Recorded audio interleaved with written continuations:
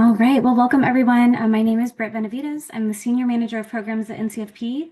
I use she, her pronouns, and for those using accessibility devices or who find it helpful, I'll provide a verbal description of myself as well.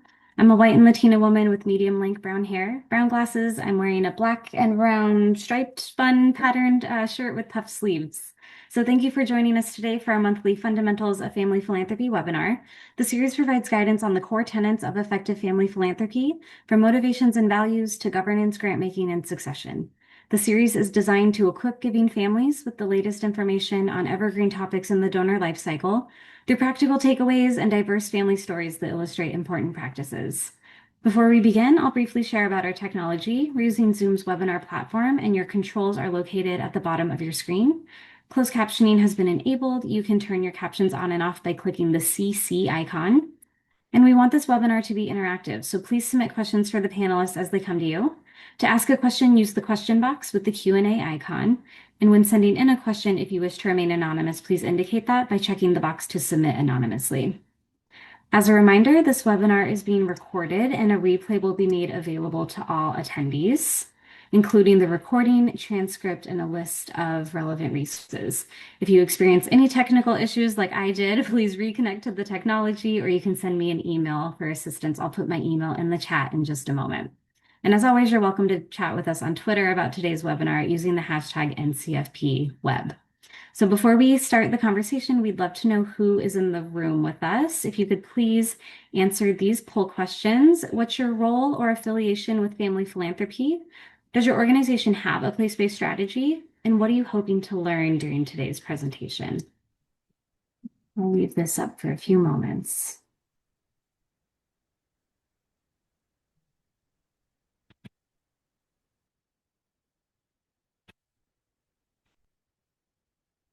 Good mix of folks in the room with us, a lot of Family Foundation staff members. Most of you have a place-based strategy. Wonderful. I'll leave this up for a few more moments, but I'll introduce today's program called Social Impact Strategies, People in Place. We'll explore the opportunities and challenges of a place-based funding strategy, whether your work is in urban, rural, or native communities. And whether you're newer to philanthropy or seasoned, are a family member or a staff member, we hope you'll leave today's webinar with insights that you can apply to your work. I'm thrilled to have our panelists with us today. Joining us are Kara Ine Carlisle, President and CEO of the Ford Family Foundation, Adam Gibbons, Board Chair of the Rasmuson Foundation, and Brittany Schulman, Chief Programs Officer for Native Americans in Philanthropy. Kara will kick us off, frame our discussion, and then lead us through our panel discussion. Kara, over to you. Great. Great. Thank you so much. It's just an honor and delight to be here.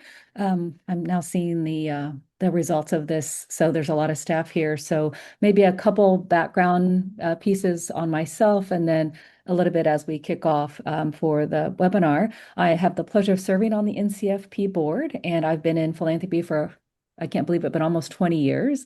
I've been in Michigan, Minnesota, global philanthropy. And then, of course, I've been here at the Ford Family Foundation for about 2 years. A little bit about the foundation. We are almost on the fourth generation in terms of G4 family members. We have a blended board of independent directors and family members. And so the way that we're constructed is that we have a minimum of 7 board members. And I know this came up in the question, so we'll probably talk about it at some point. But part of my role is to actually make sure that we continue to have some durable engagement of family members per the donor intent. And like many of you, none of the family members that are in the next generation grew up in the geography in which we serve. I've spent all my time, both professionally before philanthropy and place-based work. I'll steal a quote from one of my earlier colleagues who said, place-based philanthropy, you dance with who's in the gym. And so I think there's something both profoundly invitational about that is beautiful, and also something that is very complicated. But I found place-based philanthropy to be the most transformative personally and professionally. And so I'm just delighted to be able to be part of this conversation with you all. A couple more things. All of us will do this. For those who are visually impaired, I'm a Korean American woman, middle-aged, wearing a black outfit and have salt and pepper hair. I can't wait till I have Adam's color hair. I just wish I could click a button and go completely white.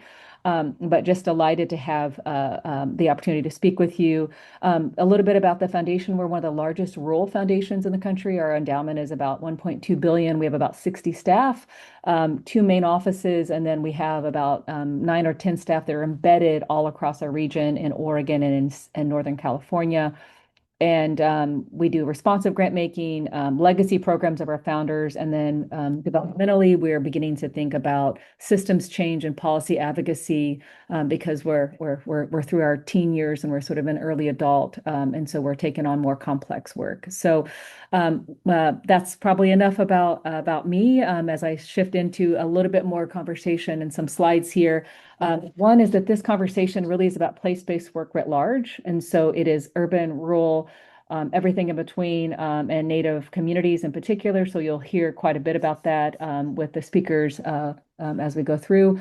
A few data points, as you know, the network, we put together a trend report. Many of you fill it out. Thank you for that.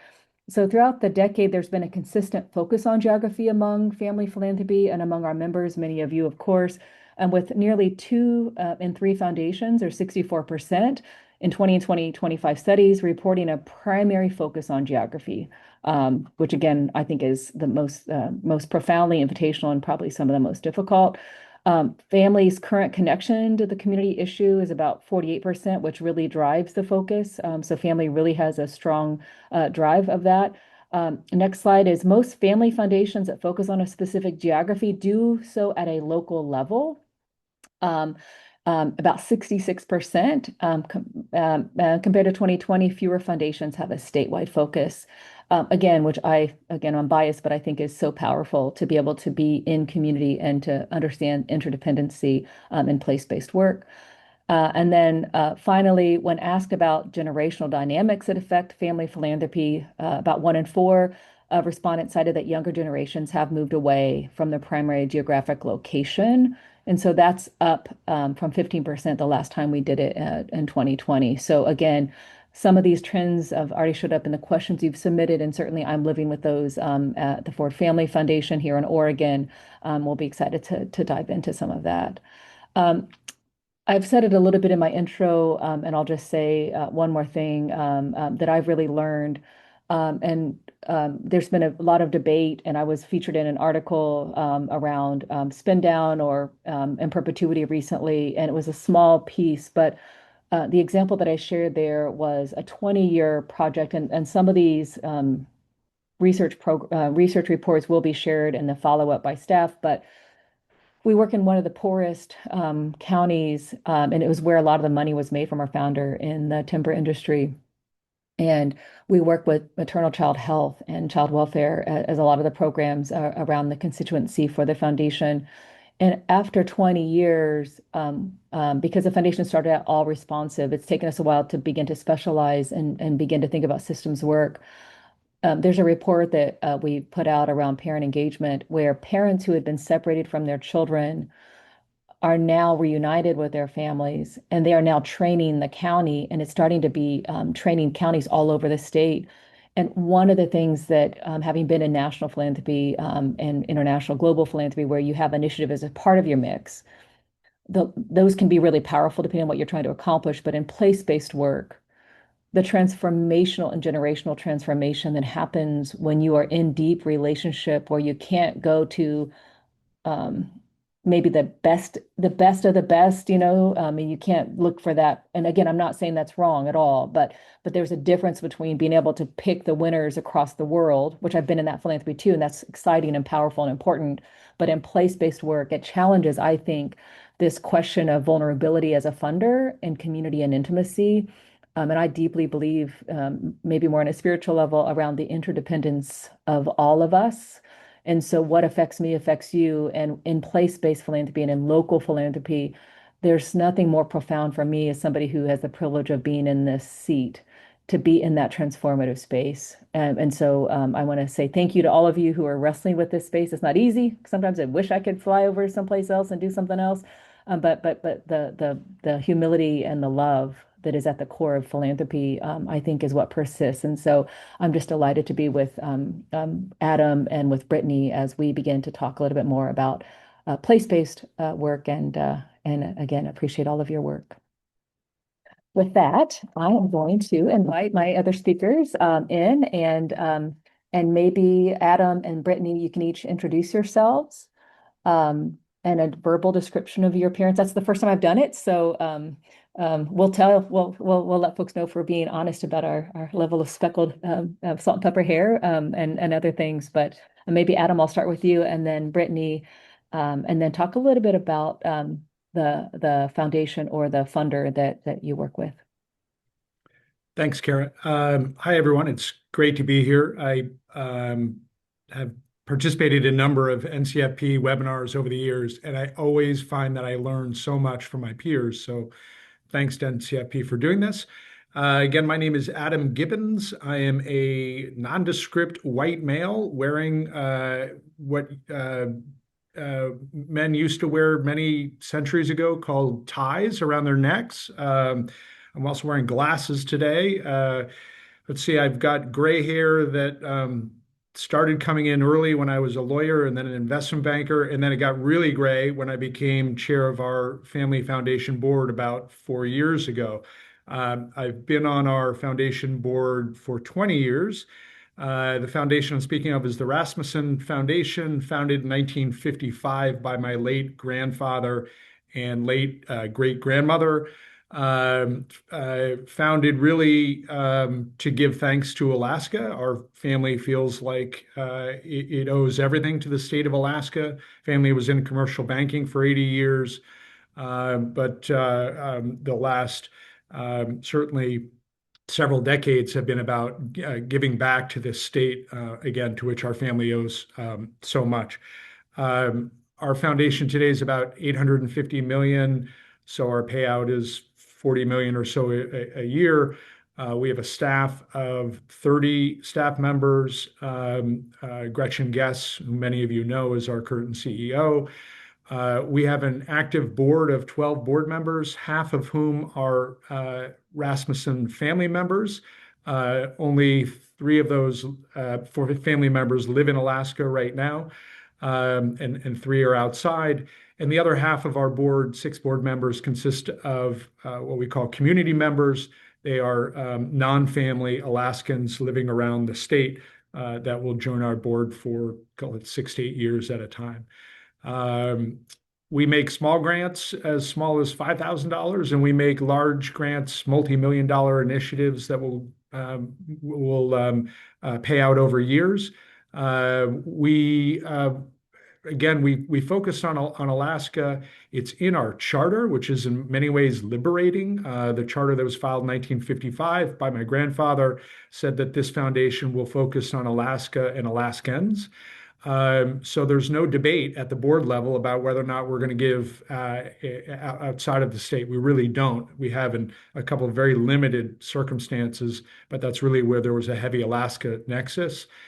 But we give around the state from Ketchikan in southeast Alaska all the way to Kotzebue in northwest Alaska, Kodiak, and everywhere in between, Nome, Utqiagvik, Fairbanks, Anchorage. We do a lot of rural grant making. Again, it's very diversified, everything from culture camps to dental, rural healthcare issues.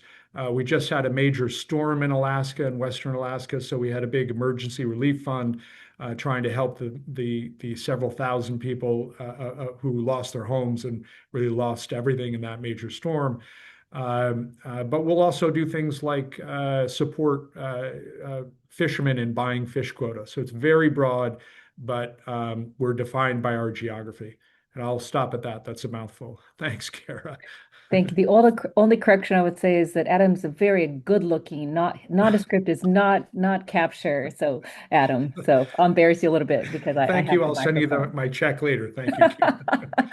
Anyway, Brittany, I'll pass it to you.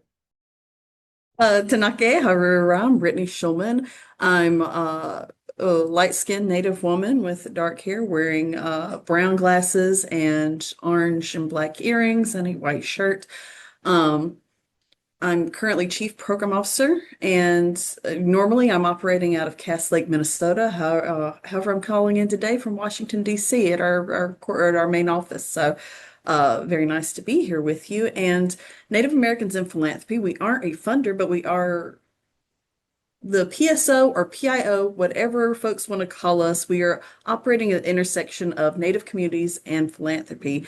Our role is to, as founded by our founders many years ago, I think it's 35 years ago, at a Council on Foundations conference, could not fill a table of 10 with Asian American, Pacific Islander, and Native American folks working in the field, and decided that there needed to be some change. And this is one of the ways in which that change came about, through Native Americans in Philanthropy and Asian American Pacific Islanders in Philanthropy. So we do a lot of work with that sister organization, supporting philanthropy and supporting our communities. We really see ourselves as philanthropy serving doesn't actually capture it, because we really see ourselves as serving our communities, being able to be a voice, being able to provide the education, and being able to build up leadership. And philanthropy is a wonderful mechanism for us to be able to support our communities in that way. So very excited to talk a little bit more deeply about what that means and how that intersection works, and just really excited to be here. I'll pass it back. Hello. Thank you so much. So we appreciate the questions you sent in, and we are going to be really trying hard, because it's going to go very fast, to answer a few questions on the front end and then have some time for us to address some of the ones you submitted, and also maybe things that come up through the conversation. And I want to say on the front end that all of us are happy for you to reach out to us if you had a specific question, or if something pops up. We are in service to this community because we deeply believe in what we are trying to do together in this world. And so please know that invitation is a sincere, open one, if we run out of time. So I'm going to start with a softball question. What does it mean to be place-based, and how do you define place? And I know, Adam, you talked about the charter really defined that for you in some ways, but maybe we can talk a little bit more about that. And I'll just say one thing, Adam, ours was defined in some way, but our founder said he thought we would be able to solve all the problems and then expand. And so we don't have the same, but our board is able to decide, did we meet the objectives of the founder and the donor? And it's just gotten harder. And so we are actually having a blended portfolio now, where we continue to double down on some of the places where the people created the wealth, because that's really, the economics have changed quite a bit. But we actually have a broad future. So at some point, once we've solved all these problems, he really didn't have a hard line on that, but he was interested in smaller population centers because he believed that was underfunded, which of course we have a lot of evidence to know. So with that, maybe Adam and then Brittany, talk about place, and feel free to interrupt each other and make it a conversation if you like, and keep your microphone off if you want, Brittany, and we can just be a little more fluid. Yeah, maybe I'll start, Kara, just by saying it's well known that Alaska has been a wealth extraction place for centuries. And it is a very young place in terms of philanthropy. We don't have foundations that go back 100+ years. We're decent sized relative to large foundations across the country, but we're small relative to very large ones. It is, I said it earlier, it's liberating that we don't have to debate where we're going to give. We know our geography. But I will say, and I'll echo what you said, it is challenging. All of our grant making could easily be absorbed just by several square blocks in Anchorage or Fairbanks or Juneau. And rural places like the Pacific Northwest or Alaska, they don't have grant writers and folks who are used to going out and finding sources of philanthropic capital.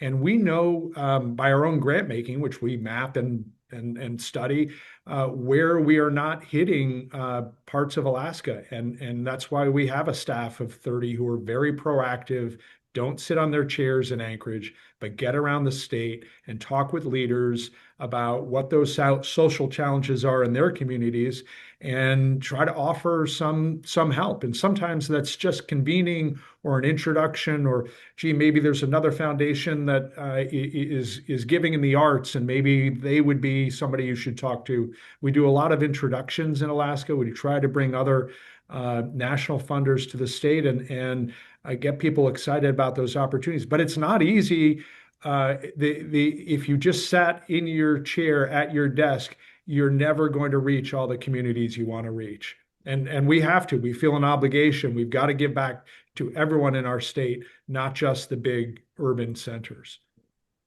Thank you, Adam. Brittany.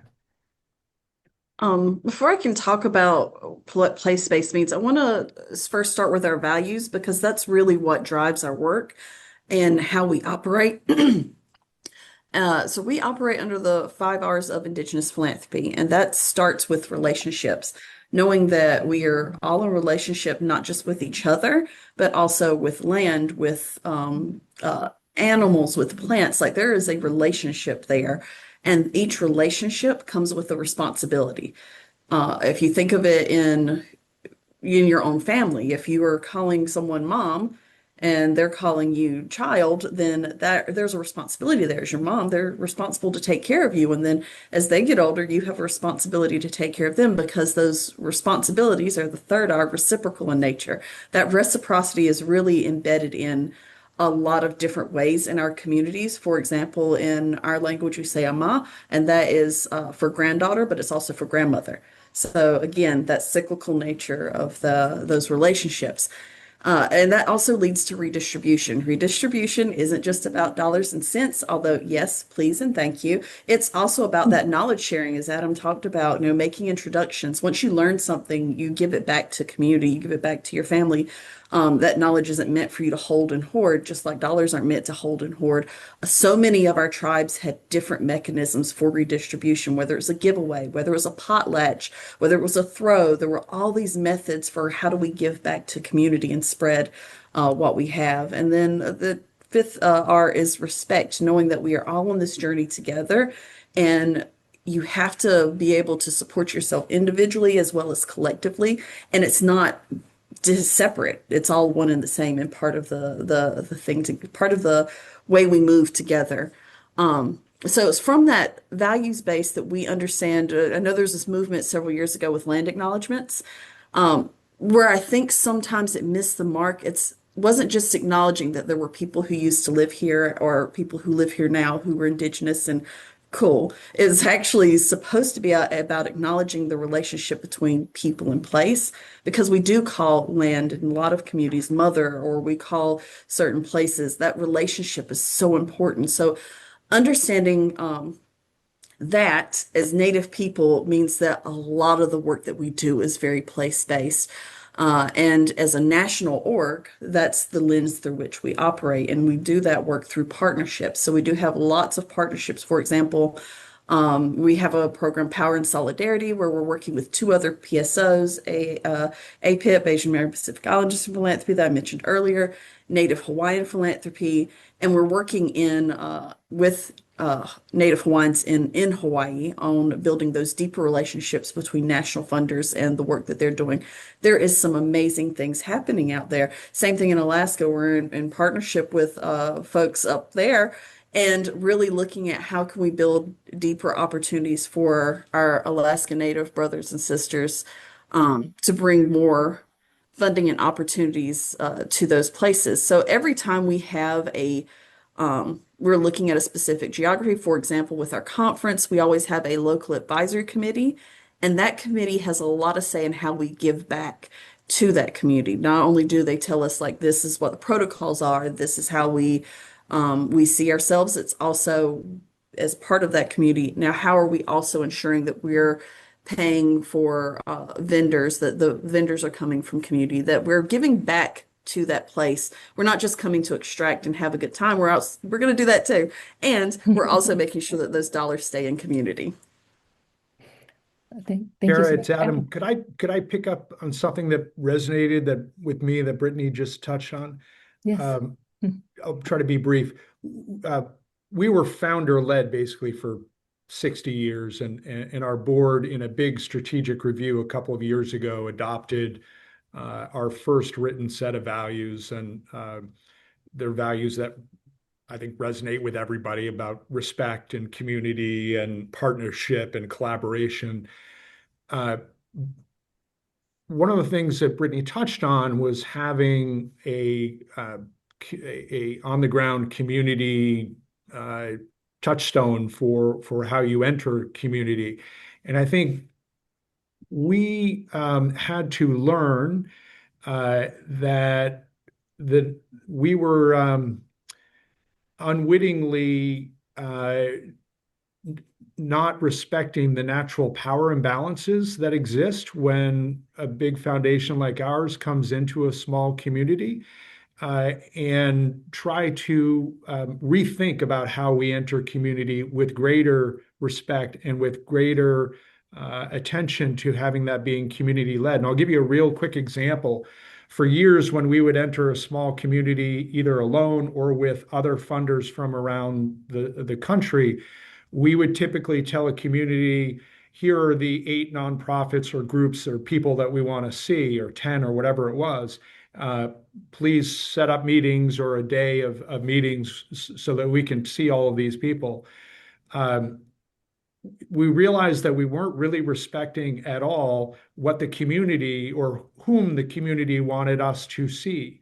And now when we go out with our big tours, whether again it's us or with other funders, we'll go into a community, whether it's Nome or Utqiagvik, and say, whom should we see? And how do you want us to use our time in your village? You tell us. And they'll say, well, what areas, what do you want to focus on the arts or on children's camps or healthcare? And we'll say, we don't care. You tell us what your priorities are. And you never know what those priorities are. We found out in I think it was in Bethel or maybe it was Nome, that they really needed help with wild dogs that were running around the community, and they had no resources to help address what was a very local problem. So it's surprising when you just say, you tell us whom we should meet, it really flips the coin and puts them in charge and in control. And it's something that we've only really learned recently. So I throw that out there.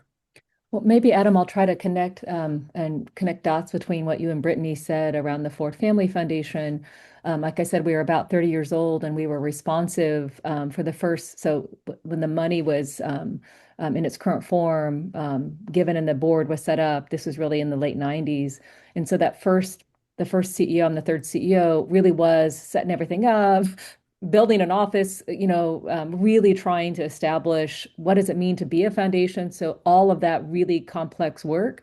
And then the second CEO came in and really began to say, we're maturing, we're developing. We now sort of know more because we've been working with community through all of that responsive grant making. Let's start to add more focus on some programs.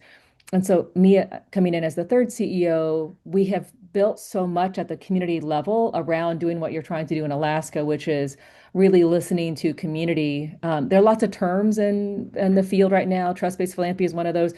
I find myself not interested in a lot of terminology. My personal preference is like more values driven, like how we show up, and and we have a lot of the same values. And one of the ones I was going to mention is that 2 of the values that we have that sometimes feel like they're in conflict among family and staff are independence and community.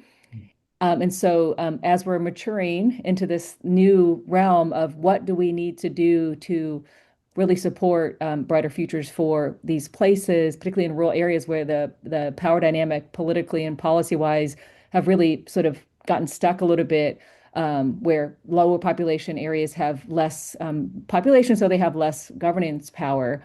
We've been now being asked by community to say, we want you to stand and actually, Brittany, to your point, like what is the power and responsibility that we have? So we're actually getting pushed up from the ground from community to say, don't pretend you don't have a different kind of power and access, but make sure that you're in conversation and community with us. And so I talk about it laddering up. So we've done 25 years of really deep community level. And now the community is coaching us to say, you're the only one that can call this particular power broker. But we'll tell you what we need. And so I do think that as foundations evolve and mature, like any relationship, you can take on more complex things. And so it's a combination of on the ground. So, but if you don't have the anchoring, which I think again is what place does, you can get off out of balance. But if you can have that reciprocity, Brittany, then we can all play a role in the ecosystem. And that is really powerful in terms of just connecting place, reciprocity, and different forms of power to achieve different things. So maybe I'll see, maybe Brittany, you were wanting to pop in here, and I'll slide a question in as you answer this around how does this place-based support your strategic goals? So I'll slide that in and see if you want to sort of bridge and answer that, Brittany, and respond to. I saw you nodding, so I was wondering what was on your mind. No, I'm really appreciating the conversation, and part of place-based is an acknowledgement that there is nowhere else to go but here. I mean that globally from a very real perspective. We all live on this earth together, and we all have to figure out how we work together to continue living in this place and space. Like it's a very real reality. And when you take it down to local, very local levels, we all live here together. And how do we learn how to get along? It can't be we just cut people off. It can't be we're no longer in a community, because so much of our community is dependent on each other. So really deeply understanding that reciprocity and those responsibilities to each other. My grandpa used to say that he's just, wanted his neighbor to have more than he has, because if he has what he needs, then I don't have to make sure he has what he needs. So being able to think about, your neighbors, your siblings, your family, your community having what they need means that we are all moving forward together. And if you go into there's Maslow's hierarchy of needs. He actually got that from the Blackfeet, and he flipped it and switched it.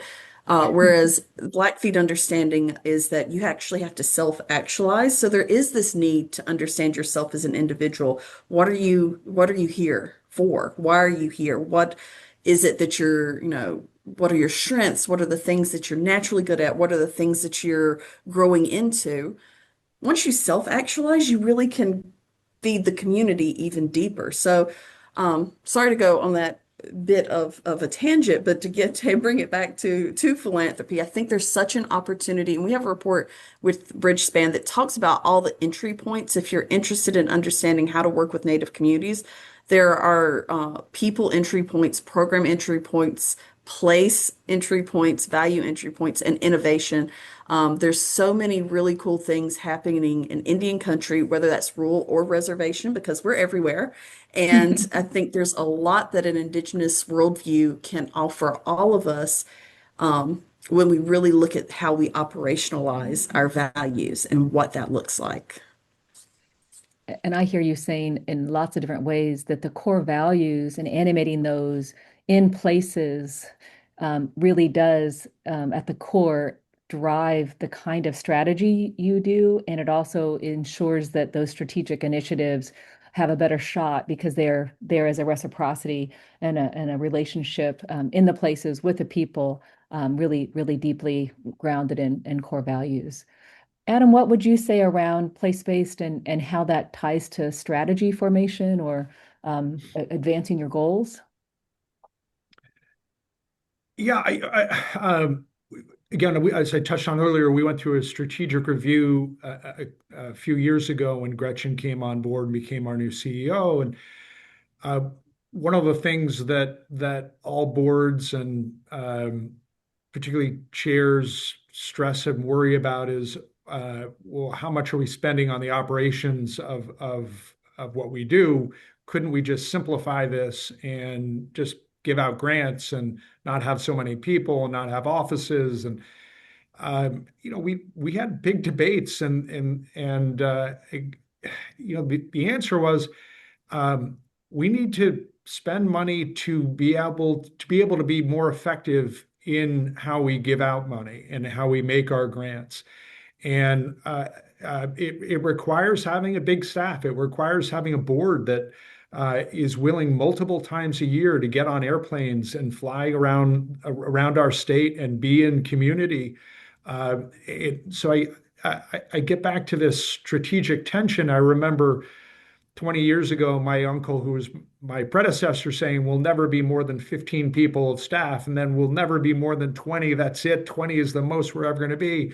Now we're at 30, and you think, well, couldn't we just give out more dollars? Again, it's making sure that our team is on the ground and we know who the leaders are. We know a lot about the social challenges, but who are the people who are doing innovative things in their community to address those challenges, and how can those lessons be shared with another community that might be 500 miles away but is addressing the same thing.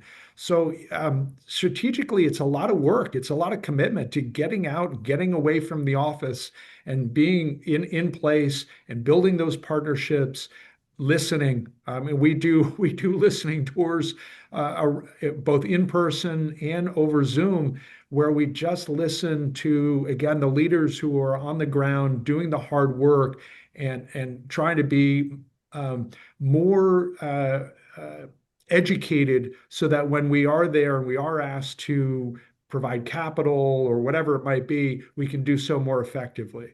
So yeah, every new foundation founder says all we need are 5 people or 3 people or 2 people, and then you get into the work and you realize it requires a lot of capacity internally.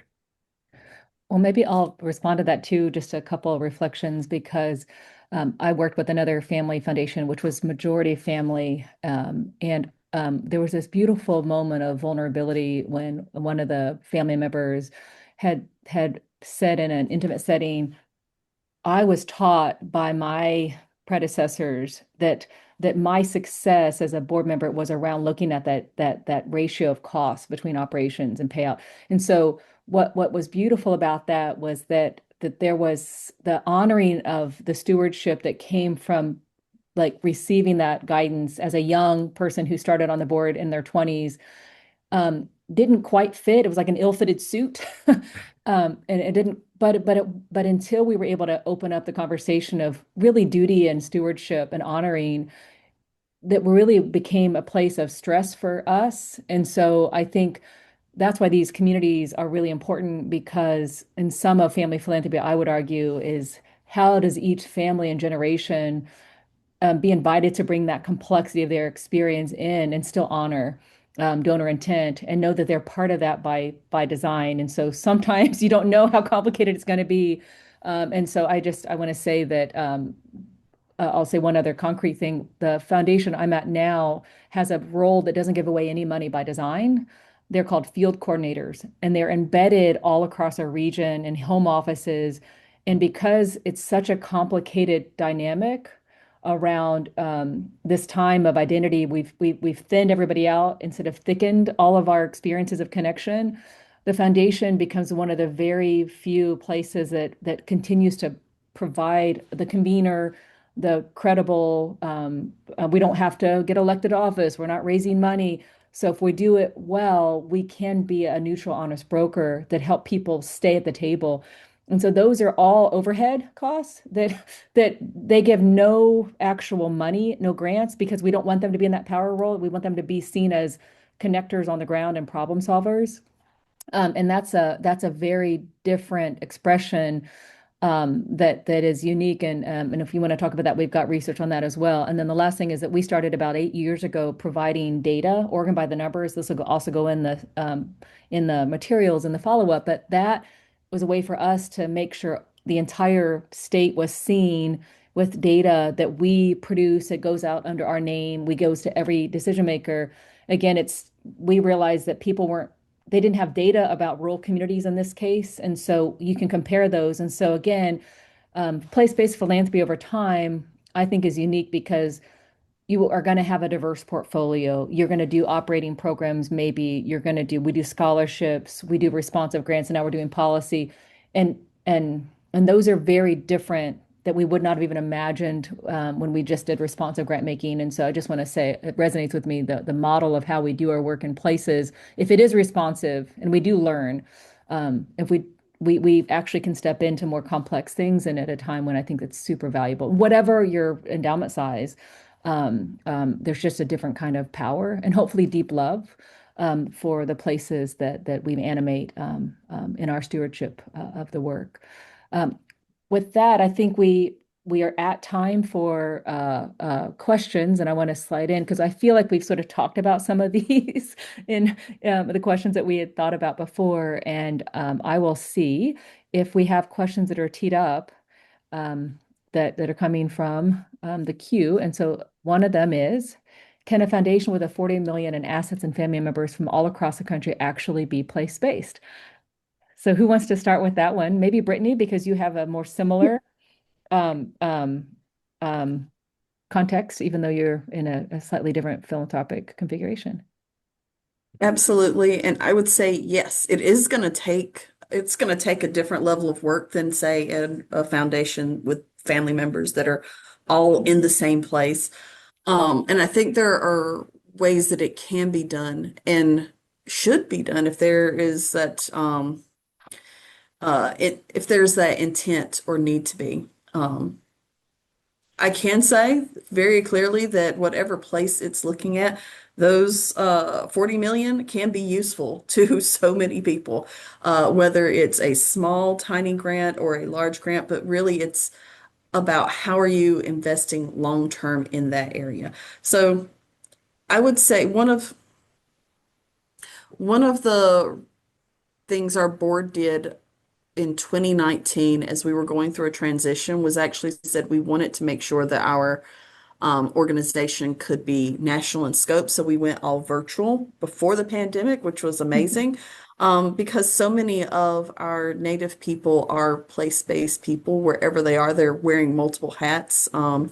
They're holding different space in their community and being able to be national with folks who are, so we're all over the United States. We haven't got someone in Alaska yet. We haven't got someone in Hawaii, but we're looking.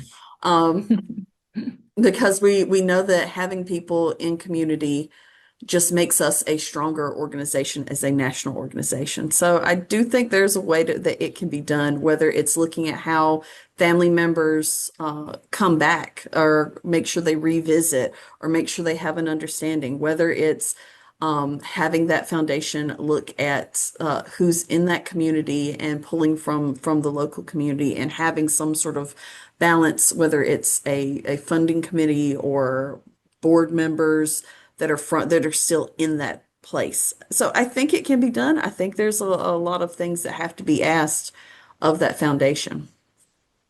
Adam, any response, any comments on that? Do you want to add or? I used the word liberating before, and I want to underscore that. It's so liberating for our generation that we're not arguing about grants in Florida or Africa or New Mexico. Yes, it requires people to travel, but I think every family is going to go through this diaspora of family members moving away from where the wealth may have been generated or where the founder was from. It's not unique, but having a place to focus on is actually a great catalyst for the family to come together. And again, we're both family and community Alaskans, so I think it's a terrific thing. I always give thanks to my grandfather for having very few guardrails on our boards. He asked or told us we would be around in perpetuity as long as we don't screw up the investment side. He said that we'll have half family or we'll have non-family and family members on the board together. And he said that we'll give it in Alaska. And he didn't give a list of 80 different nonprofits that we had to focus on. Having those few guardrails has really made a lot of conversations easier for our generation. And I know they will for the next generation because you just don't have to have that debate. And you know that you can, as Brittany said, whatever the size, you can have a real impact in that community when you're focused. Maybe I'll say another one and then let's see another question. I can't believe I've been in philanthropy for so many years, and what I didn't know when I started and what I do know now is that the majority of the foundations are going to be that size. The vast majority of foundations are going to have actually much smaller than $40 million in assets. But in places in particular, when I was at a large national foundation, our most vital partner was a place-based family foundation in New Mexico. And they really had, once we figured out what we could each do, like each foundation type has a superpower. And so oftentimes the smaller groups would give us a lot more intel because they were there on the ground all the time. And they also were able to test things in small testing grounds. And then they would say, hey, we've invested a small amount of money in this. Can you help us scale it up? And there was an invaluable partnership. And so again, some of that in a place, no matter what your size is really powerful. And then the other piece, just this is my personal view, the family connection back to the place. Oftentimes places are tied to where the money was made. I think that is just such a gift, even though sometimes it can be a pain in the ass. Because, families are family. We all have them. And we can also be that pain in the ass ourselves. But having a place where you come back and reflect about generosity and compassion, I think, again, can really be transformative. So we all think absolutely. And glad you're asking that question. The next one, insights on any practices that convene urban and rural leaders together in shared mission and collaboration. I think all of us could talk about that, but who wants to go first? I'll jump in because we have been talking about the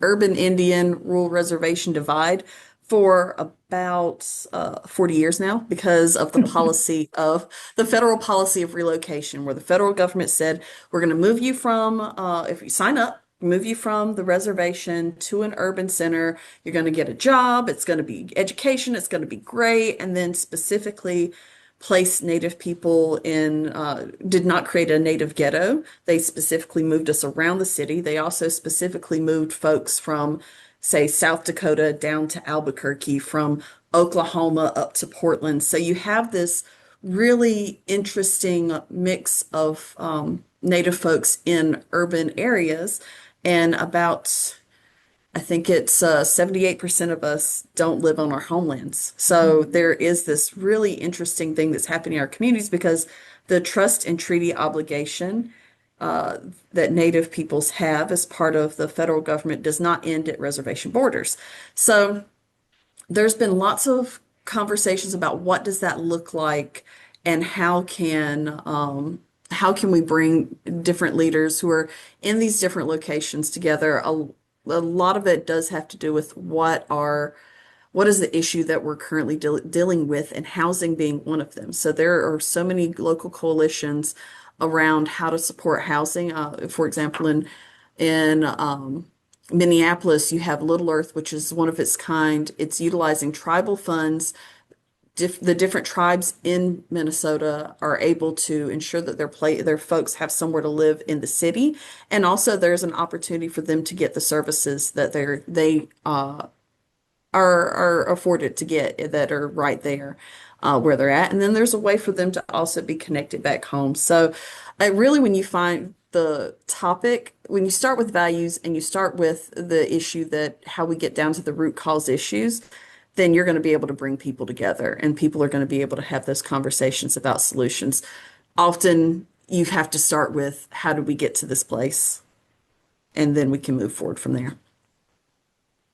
Adam, any comment on that one? And Fortunately, there are so many great uh, Native conveners in Alaska, starting with AFN, the Alaska Federation, and of Natives in. They do a lot of that convening throughout the year, and roughly 20% of Alaska is Alaskan Native. So it's such an enormous part of culture here. I'll say at the micro level, Rasmuson Foundation, since I've been on the board over 20 years now, we've always had Alaska Native representation at the board level and at the staff level. And having that local insight, again, people who can uh, uh, introduce us to the right leaders and make connections and have a voice at the table and be able to share insights that, again, as a white male, the way I am, who grew up in the East Coast, I'm never going to have. We've got to have that representation at our board and at our staff level. well, I know we're almost at time, and so I'm going to take the privilege of the facilitator to end with a quote that I think connects again the dots between what Brittany was saying around reciprocity, and Adam, you talked about the power of convening. And I'll share a quote that I've been sitting with it as I think at the core of philanthropy, and it's by Henry Nouwen. And he says, intimacy is not a happy medium. It is a way of being in which the tension between distance and closeness is dissolved and a new horizon appears. Intimacy is beyond fear. At a time when there are a lot of things that we struggle with and we think about between urban and rural, or we create this language that sets us up from the beginning as divided, what place-based philanthropy does and what we can do as leaders is to actually sit around the table. Remember, we are all multitudes, all of us, and there are points of connection, particularly in a place. And so I believe that philanthropy can create uniquely, they always have, but now, to convene people together where that the intimacy of those connections, and it is vulnerable, but it can dissolve the fear and you can get to problem solving, which again, philanthropy at its core is love plus power, right? Money, positionality, access. And that is what I believe leads to justice, whatever the issue, wherever you are. So love plus power equals justice. And I can't find a better part of me than to try to do that with people that you just they're gonna know all your imperfections over time because you're dancing with who's in the gym. And there's something humbling and profound about that. And so with that, thank you so much for attending and for your work and wrestling with these hard questions wherever you are. I know that you're among friends here that have probably felt everything and are struggling with the same stuff. So with that, I'll pass it back over to you, Britt. Thanks so much, Kara. That was a beautiful quote. Thank you all for your time, your expertise, your wisdom, your partnership. Kara, thank you for your leadership on our board. We're very grateful to have you. I'm going to launch another poll here to get everyone's feedback. And we have some closing announcements here and just a few slides. As you know, and as we referenced at the beginning of the webinar, we released our Trends 2025 report this year. If you would like to see more data on place-based strategies, see where you fit into the sector, and there's data on asset size, payout rates, grant making, family dynamics, and so much more. So this is our third national benchmark survey released every 5 years. So we now have a longitudinal study on leading trends in the field. So see where you fit, dig into it. It can be found on our website. You can download the full report there. We're also thrilled to introduce the second edition of our Family Giving Life Cycle. It's a 7-stage framework that captures the major decision-making points and opportunities across a family's philanthropic journey, and it's designed to guide donors toward effective and meaningful outcomes. So we've refreshed the primers to be more interactive, streamlined, and we provide a playbook to help you work through and capture this content with your family. The life cycle framework applies to families at all stages, whether you're wealth creators just starting out or multi-generational families improving your practice. So you can learn more about the editions and download them on our website as well. As we get ready to sign off, we have a few more upcoming programs as we near the end of the year, and we do want to hear your feedback. So please continue responding to this poll. We take your feedback and your ideas, and it helps us to create future programs. So we have one more webinar this year. December 9th is Social Impact Strategies, Intersectionality of Systems. And we will be launching our full 2026 webinar series topics soon. So be on the lookout for those. We hope that you'll continue to join us the second Tuesday of every month. We also know that funders are searching for community and solidarity right now. So NCFP is proud to have launched the Meet the Moment campaign in partnership with the Trust-Based Philanthropy Project and Grantmakers for Effective Organizations. If you're looking for ways to take action and be in community with other funders, you can learn more about the campaign and sign the pledge at the link I just placed in the chat. We're also pleased to offer a range of peer networks in addition to our webinars and our other programs. If you're interested in connecting to family philanthropy colleagues with similar objectives, challenges, and shared experiences, you can find out more about all our peer networks on our website and email us for more information. So again, thank you everyone for joining us today. I learned a lot by listening to you all. It was a pleasure to work with you. I hope that everyone took something away from this. Thank you again for your partnership and your time. A reminder to all attendees that the webinar recording, a list of resources, and our panelists' information will be sent out shortly. And remember to join us on December 9th for our final webinar of the year. I can't believe we're almost in December. Thank you so much, everyone. Take care and see you soon.